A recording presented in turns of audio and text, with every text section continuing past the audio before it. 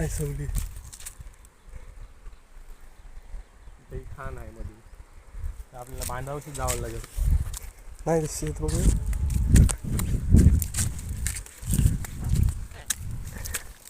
आयसवली इथं पण काय आहे रे. हा ना, इथं यो खाणी इथनं पाणी या खाणीन जाते हो. यो समजलं काय, हा इथं डबका आहे.